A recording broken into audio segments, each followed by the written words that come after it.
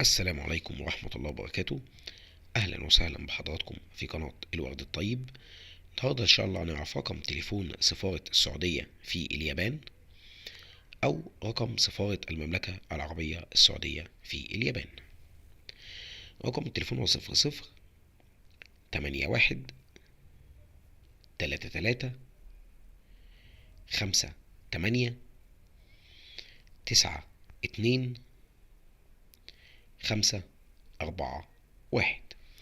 يبقى تاني، رقم سفارة السعودية في اليابان أو رقم سفارة المملكة العربية السعودية في اليابان 00 88 33